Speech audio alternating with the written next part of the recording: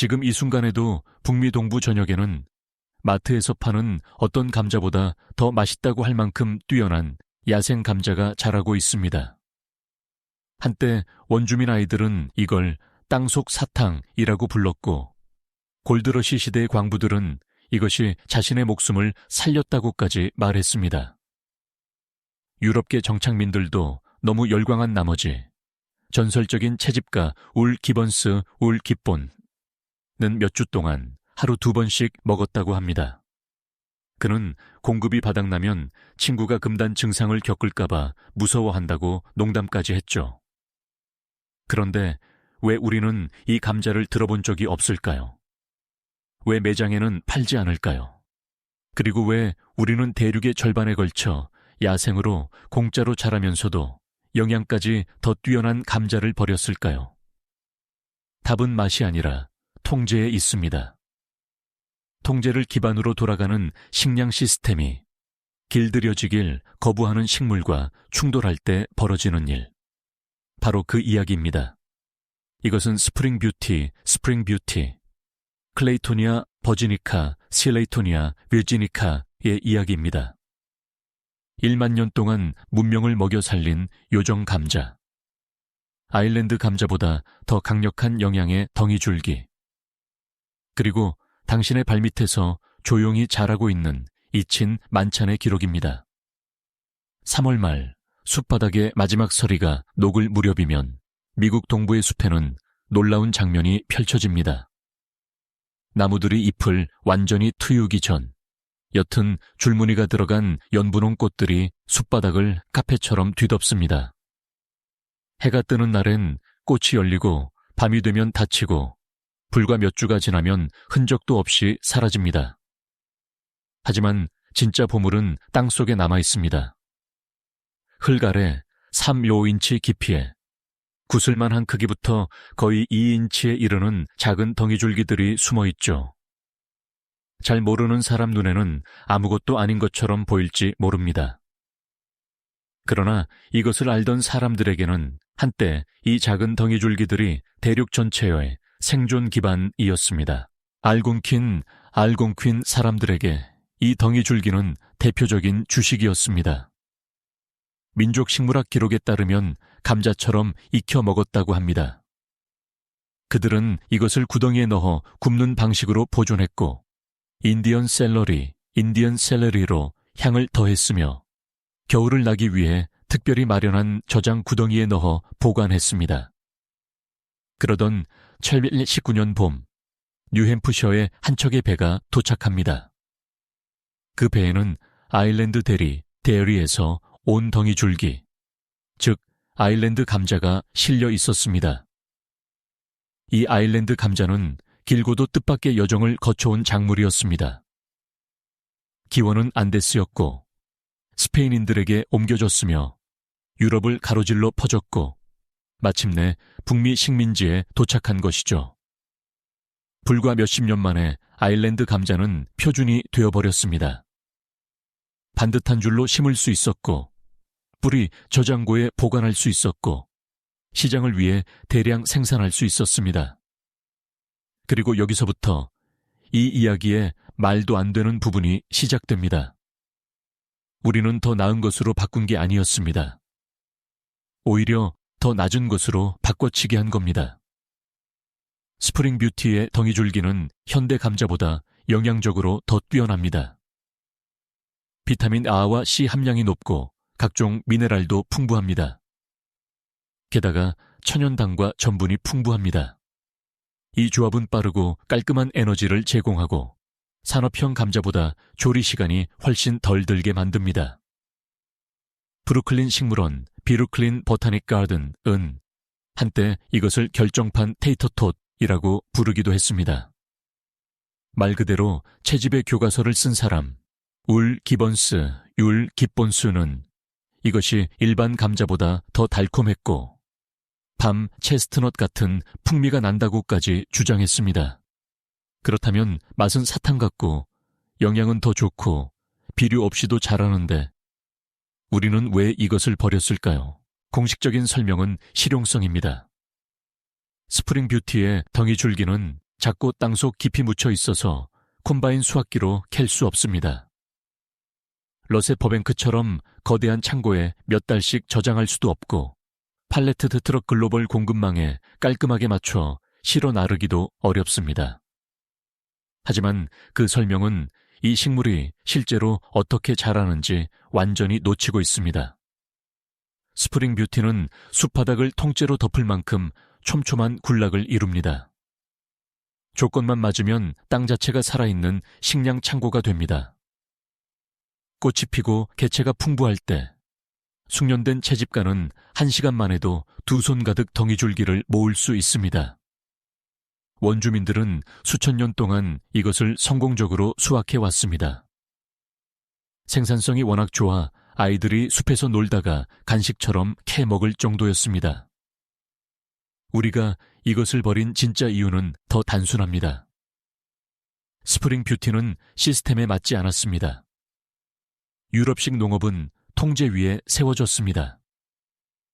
균일함, 예측 가능성, 연중 공급, 중앙집중 유통을 요구했죠. 봄이 오고 고작 3주 뒤면 사라지는 야생 감자를 통제할 수는 없습니다. 특허를 걸 수도 없고 종자 독점을 구축할 수도 없고 농부들에게 매 시즌 새 종묘를 사게 만들 수도 없습니다. 반대로 아일랜드 감자는 산업 모델에 완벽하게 들어맞았습니다. 표준화할 수 있었고 가공할 수 있었고 운송하고 저장하고 브랜드로 만들 수 있었습니다. 1952년, 의결 60년대 프렌치 프라이 산업이 부상하면서 감자 농업은 근본적으로 바뀌었습니다. 연구소들은 농업과학이 아니라 공학의 언어로 자신들의 일을 설명하기 시작했고 초점은 농부와 먹는 사람을 위한 감자에서 가공 산업을 위한 감자로 옮겨갔습니다. 우리는 감자를 맛과 영양으로 개량하는 것을 멈추고 튀김기 속에서 완벽하게 작동하는 감자로 개량하기 시작했습니다. 이런 삭제는 감자만의 일이 아니었습니다. 거위 발풀, 구스푸트, 습지쑥, 마쉬 엘더, 그라운드넛, 그라운드넛처럼 수천 년 동안 사람을 먹여 살리던 토착 작물들도 옥수수, 밀, 콩으로 대체되었습니다.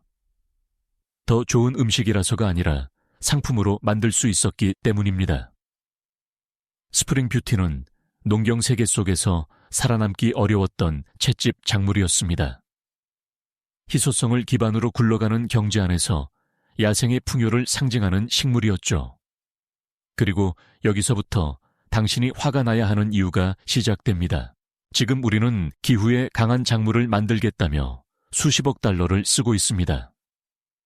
가뭄과 병에 고갈된 토양에서도 버티도록 산업형 감자를 유전적으로 개조하려고 하죠. 원래 그런 환경을 견디도록 설계되지 않은 취약한 단일 재배를 유지하기 위해 거대한 연구 프로그램들이 돌아갑니다. 그런데 정작 절반의 대륙에 걸쳐 완벽하게 적응한 토착 감자가 야생으로 자라고 있습니다. 스프링 뷰티는 최소한의 관리만으로도 숲의 토양에서 잘 자랍니다. 스스로 씨를 뿌리고 첫 해에는 작은 덩이줄기를 만들고 둘째 해에는 더 큰 구근으로 발전합니다. 한번 자리 잡으면 자연스럽게 퍼져 넓은 면적을 덮고 어떤 개입 없이도 겨울을 견뎌냅니다. 그리고 이건 스프링 뷰티만의 이야기가 아닙니다. 미국 남서부의 사촌격 식물 포 코너스 감자, 포 코너스 포테이토로 알려진 솔라눔 제임시, 소라눔 자메시 는 유기농 레드 포테이토보다 단백질, 칼슘, 마그네슘, 철분이 대략 2배에 가깝다고 합니다. 덩이줄기 하나가 단 4개월 만에 최대 600개의 자손을 만들어낼 수도 있죠. 우리가 지금 필사적으로 유전공학으로 해결하려는 문제들을 이 식물들은 이미 오래전에 해결해둔 셈입니다. 하지만 수천 년 동안 이런 작물을 유지해온 원주민 공동체들은 이제 그것을 다시 세상에 내놓는 일을 주저합니다. 호피족의 고고학자 라이얼 발렌쿠아, 엘리얼 발렌쿠아는 이런 식물들이 지적문화적 재산으로 여겨진다고 설명했습니다. 그 지식에는 책임이 따릅니다. 보호해야 하고 착취와 상업화를 막아야 한다는 책임 말이죠. 그들이 조심하는 건 당연합니다. 우리는 이 작물들을 지탱하던 지식체계를 무너뜨렸고 그것을 산업형 단일재배로 대체했습니다. 그리고 이제 그 산업 시스템이 흔들리기 시작하자 기업들은 한때 지우려 했던 바로 그 유전적 자원으로 다시 시선을 돌리고 있습니다. 오늘날 스프링 뷰티는 이상한 회색지대에 놓여 있습니다. 보존 문제를 이유로 채집이 논란이 되기도 하지만 실제로는 매우 넓은 지역에 풍부하게 자랍니다. 일리노이 주만 해도 거의 모든 카운티에서 발견된다고 할 정도죠. 그럼에도 희귀하고 연약하며 조심해야 할 대상으로 취급됩니다. 몇몇 전문 묘목상에서 판매되긴 하지만 식용이 아니라 관상용 야생화로만 팔립니다.